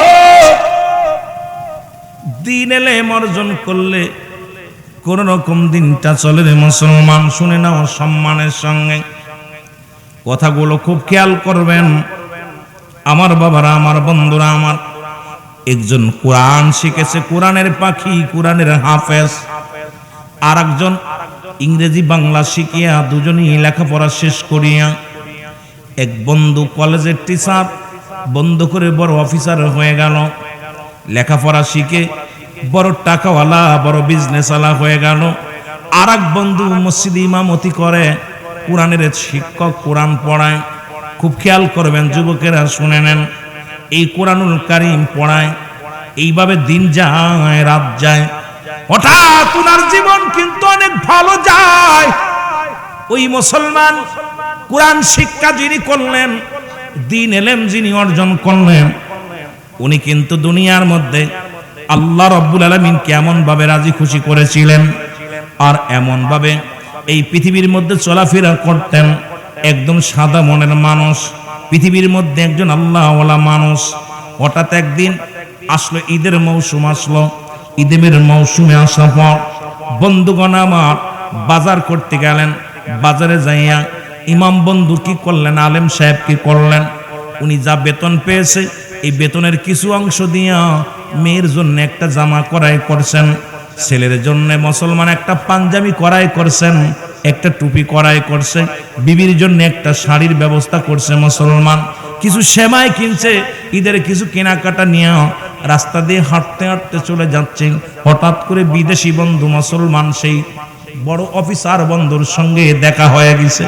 দেখা হলে সালাম বিনিময় করছে, বড় গাড়িতে আসছে মুসলমান। ডাক দে কয়, বন্ধু আসসালামু আলাইকুম। ওয়ালাইকুম আসসালাম। বন্ধু তুমি দেশে আসছো? কয় হ। কয় তুই সে মৌলবি না? কয় হ, একসাথে লেখাপড়া করলাম। আমি আজকে কত গাড়ির মালিক হইলাম, বাড়ির মালিক হইলাম। খুব খেয়াল করবেন কথাটা, তারপর আমি মূল আলোচনাগুলো একটু শেষে বলে যাব এটুকের ধারাবাহিকতা নিয়ে। ও যুবক, এইবার বন্ধু ডাকতে কয়, বন্ধু রে তুই ইমামতি কইরা আল্লাহর ডাইকা কি পাইলি? আল্লাহর পথে থেকে কি পাইলি?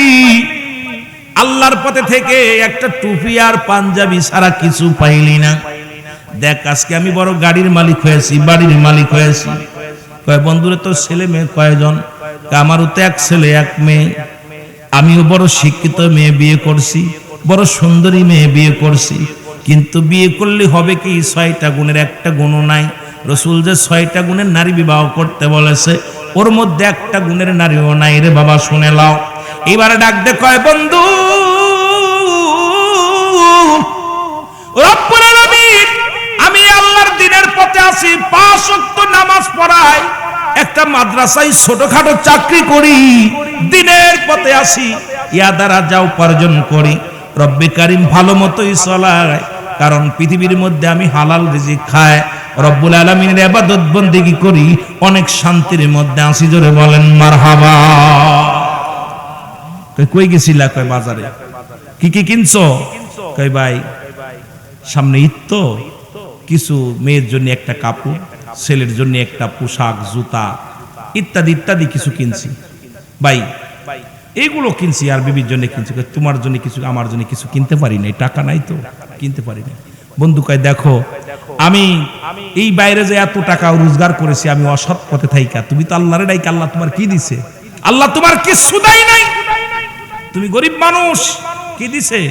তুমি দেখো এই যে আজকে আমার ছেলের জন্য 1 লাখ টাকার জুতা কিনছি, 1 লক্ষ টাকার জুতা, মেয়ের জন্য 1 লক্ষ টাকা দিয়ে পোশাক, বিবির জন্য 1 লক্ষ টাকার পোশাক, আমার জন্য 1 লক্ষ টাকার পোশাক, আর তুমি 2টার পোশাক কিনে চলে যাচ্ছ।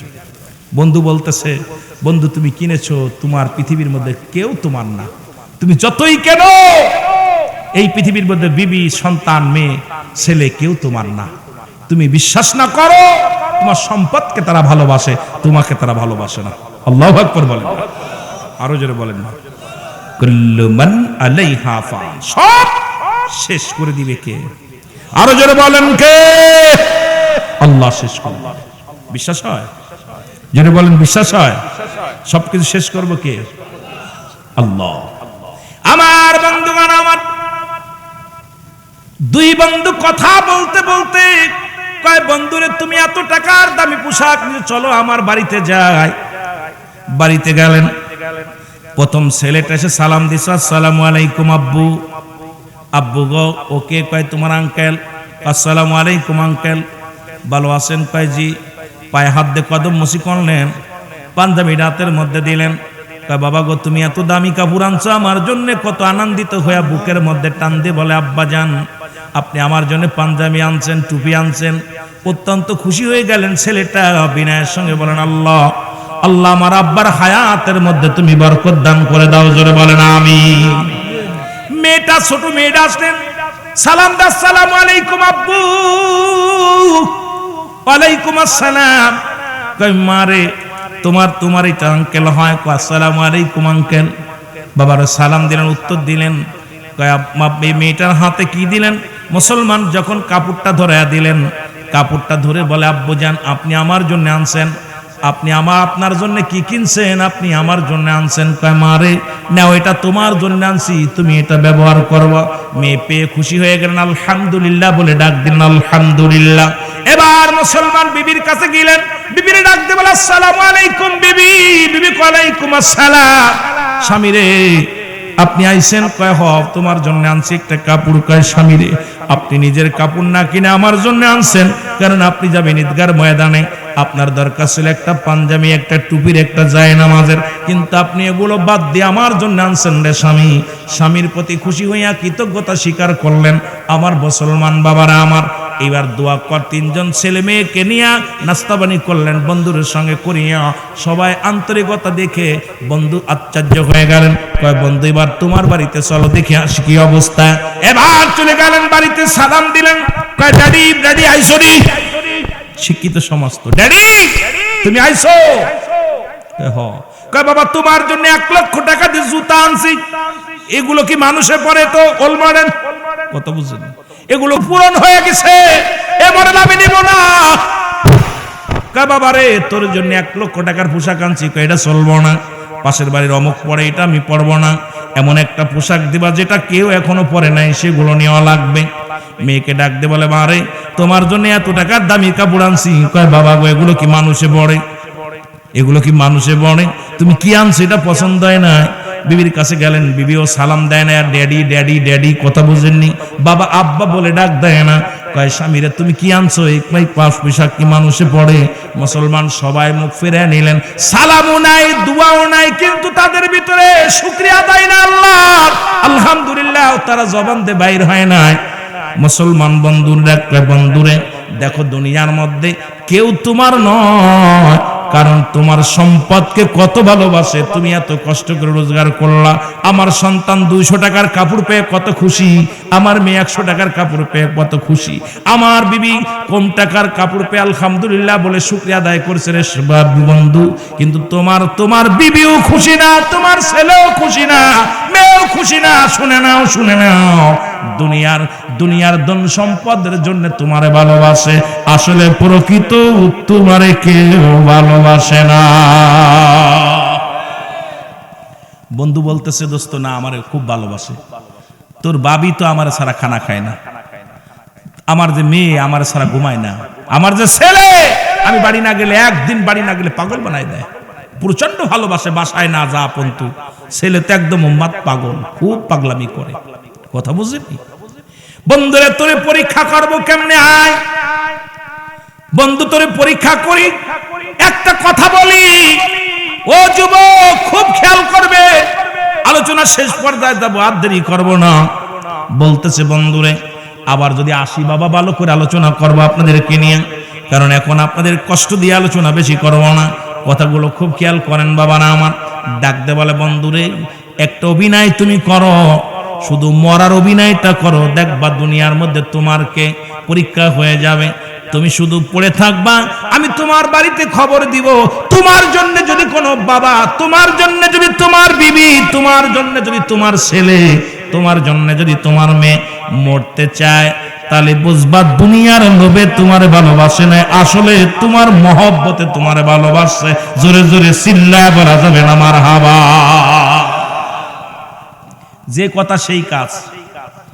বন্ধুরে সাপে কামড় দেওয়ার কথা কয়ে দৌড়ায় চলে গেছে। ডাক দে বলে, আসসালামু আলাইকুম আলাল বাইত, বাড়ি কেউ আসনি? ওয়ালাইকুম আসসালাম। ভাবি সাপ সর্বনাশ। বন্ধুরে নিয়ে ঘুরতে গেছিলাম, সাপে কামড় দিয়া শেষ করে দিছে, তারা দুনিয়া থেকে বিদায় করে দিছে। তাড়াতাড়ি চলেন। মানুষ আসলো, মানুষ আসিয়া এইবার হুজার বাড়িতে গেছে, যা বলে বন্ধু শোনো, হুজা সাপ আমার বন্ধুরে সাপে কামড় দেয় নাই, আমার বন্ধুরে শুধু পরীক্ষা করার জন্য, ছেলে মেয়ে যে তার না, বিবি তার জন্য নয়, ছেলে তার জন্য নয়, মেয়ে তার জন্য নয়, এটা প্রমাণ করানোর জন্য এই দুনিয়ার সম্পদকে ভালোবাসে, তার বাবার এসে কেউ ভালোবাসে নাই, এটা প্রমাণ করার জন্য আমি বলছি ওরে সাপে কামড় দিছে, তুমি যে বলবা এই সাপের বিষটা যে তুলে নিবে সে মারা যাবে আর এই রোগীটা বেঁচে যাবে। দেখো দে ওর ছেলেরা ওর জন্য মরতে চায় কিনা, বিবি ওর জন্য মরতে চায় কিনা, পরীক্ষা হয়ে যাক। বন্ধু মরার অভিনয় করে পড়ে আসে রে বন্ধু। বন্ধু যখন মরার অভিনয় করে পড়ে আসে, এবার হাতাশিন করে বাড়িতে নিয়ে আসলেন, কবিরাজকে নিয়ে আসলেন। কবিরাজকে বলে, কবিরাজ সাপ কি ডাকলেন? কয় সর্বনাশ, এমন সাপে কামড় দিছে পৃথিবীর কোন হুজা, পৃথিবীর কোন কবিরাজ এই রক্ত টেনে বার, এই কবির এই রোগী বাঁচাবে যে সাপে কামড় দিছে, পৃথিবীর কোন হুজা নাই তারে বাঁচানো, এমন কোন বদ্ধ নাই, এমন কোন মুসলমান ডাক্তার নাই। একটা মাত্র উপায় আছে, সেই উপায়টা হলো এই লোকটার পা থেকে বিষ টেনে উঠায় নেবে, সেই ব্যক্তি মারা যাবে, এই ব্যক্তি বেঁচে যাবে। যদি এমন কোন ব্যক্তি থাকেন তাহলে এই রক্তটা আপনি বিষটা চুষে নিলে সে মারা যাবে, বাকি উনি বেঁচে যাবে। যদি কেউ থাকে একটু দয়া করে। এবার বন্ধু ডাক দেখা, ভাবি সাপ, ও ভাবি সাপ, কি বলবো? কয় কি বলো? কয় বন্ধুর তো রক্ত যদি কোনো ব্যক্তি সাপের বিষটা চুষে নেয়, টানতে নেয়, তাহলে সে মারা যাবে। এখন আর ওই আমার বন্ধু বেঁচে যাবে। আপনার তো আপনার একটা ছেলে একটা মেয়ে, প্রতিবন্ধী মেয়ে, ছেলেটা আছে, আপনি আছেন, এখন কি করা যায়? কয় কি করা যায়?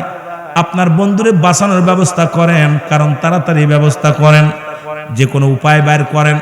ডাক দিছে ছেলেটাকে, ছেলেরে, বাবারে তোমার আব্বা যান গতকালকেও 1 লক্ষ টাকা দিয়ে জুতা আনছে, কাপড় আনছে, অনেক দামি দামি পোশাক আনছে রে বাবা।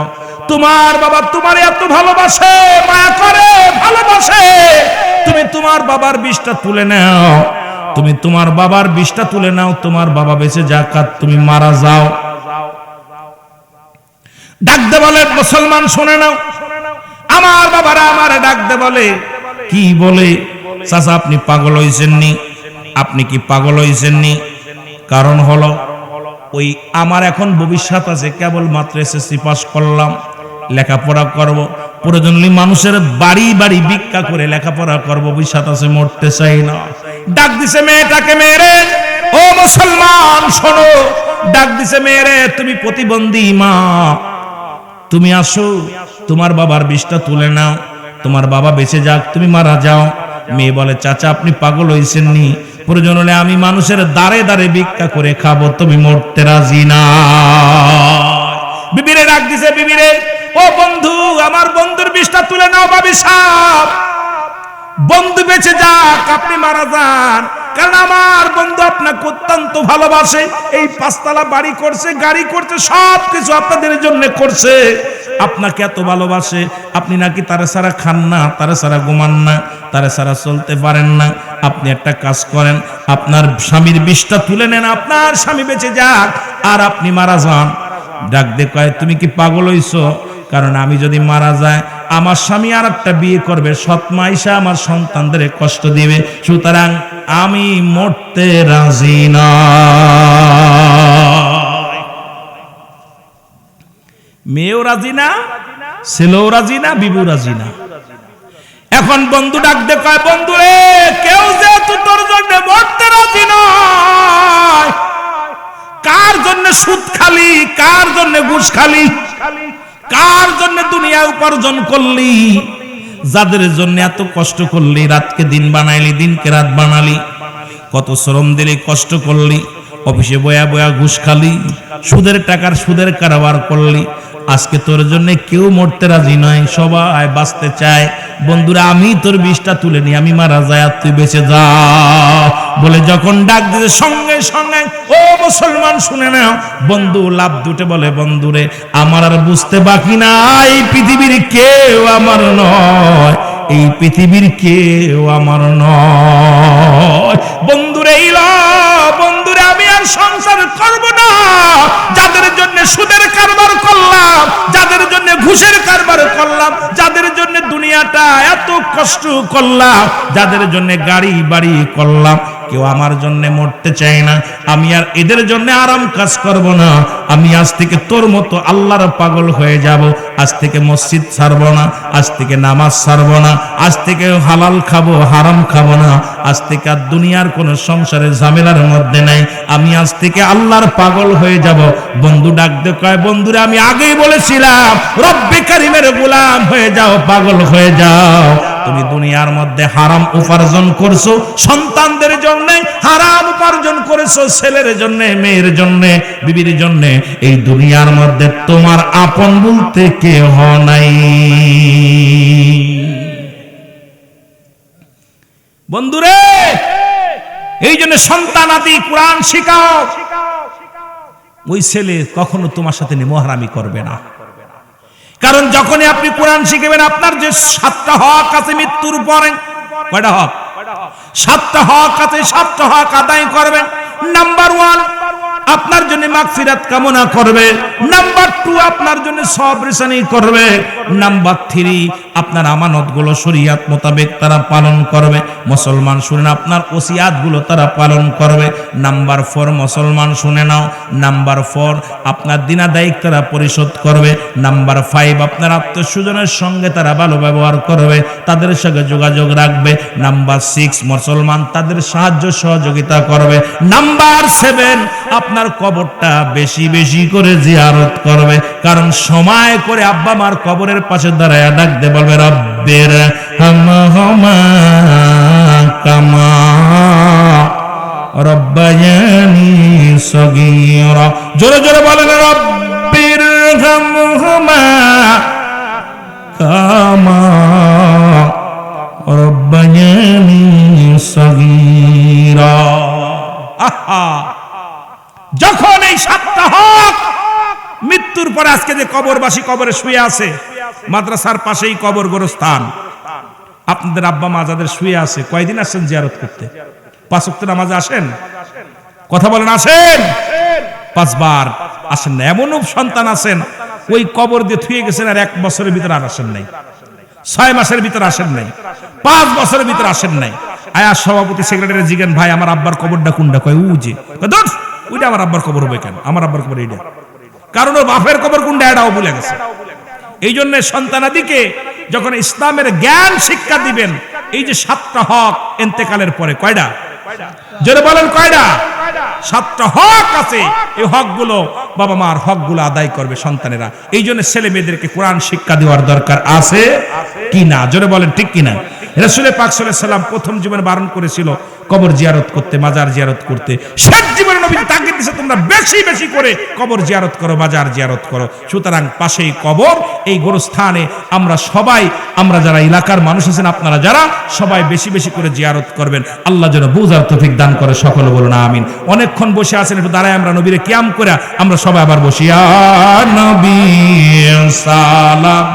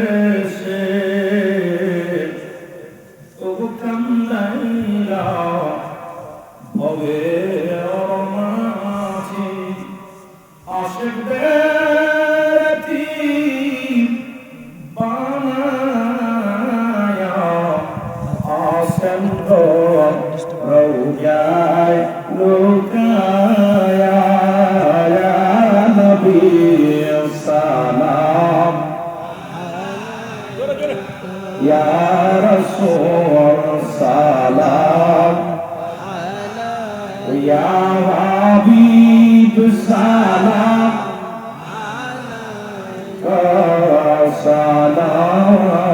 সালাতুল্লাহ উঠিল আসরের ময়দান ও মানুষ হইবে সবাই পেরেশান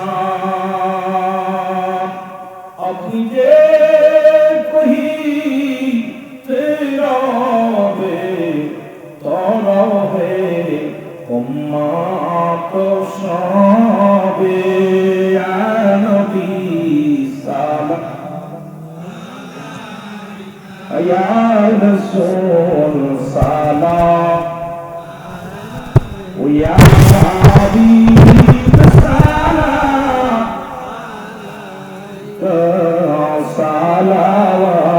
সালাওয়াতুল্লাহ ইদিও ওরে মদিনায় আশেকে হইল দেওয়ানা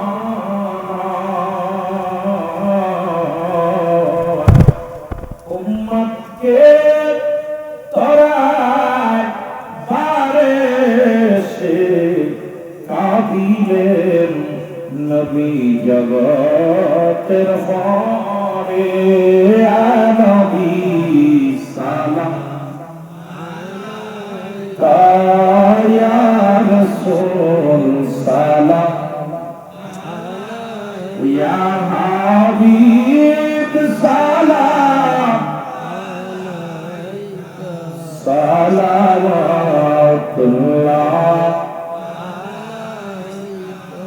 بلغ العلا بكماله كسبت جماله حسنت جميع خصاله صلوا عليه وآله আলহামদুলিল্লাহ বলেন কয়টা কাগজ আসছে আপনার বাবা না 1:30 বেজে গেছে আমি আর আপনাদেরকে নিয়ে আলোচনার মুড নাই আলহামদুলিল্লাহ বলেন না আরো যারা বলেন আলহামদুলিল্লাহ দেখা যাক আব্দুল্লাহ ভাই উনি 1000 টাকা দান করছে আল্লাহ তাআলা কবুল করো মান আল্লাহ তুমি তারে কবুল করে নাও মঞ্জুর করে নাও সব সময় সমাধান করে দাও তাড়াতাড়ি কাগজটা একটু দেন দ্রুত আমার কাজ দেন আব্দুল্লাহ ভাই উনি দিছে 1000 টাকা আল্লাহ অনেকে দিছে আল্লাহ তুমি কবুল করো আল্লাহ দানকে নগদ উনি দিছে কি নাম ইনার নাম কি স্বপন নাকি গোপন ভাই গোপন দান উনি দিছে 200 টাকা আর একজন 500 টাকা কি নাম গোপন দান আল্লাহ তুমি কবুল করো মঞ্জুর করো সব সময় সমাধান করো জোরে বলেন আমিন আর একটু জোরে বলেন আমিন ভাই দোয়া করে যান সবাই আরেকটা কি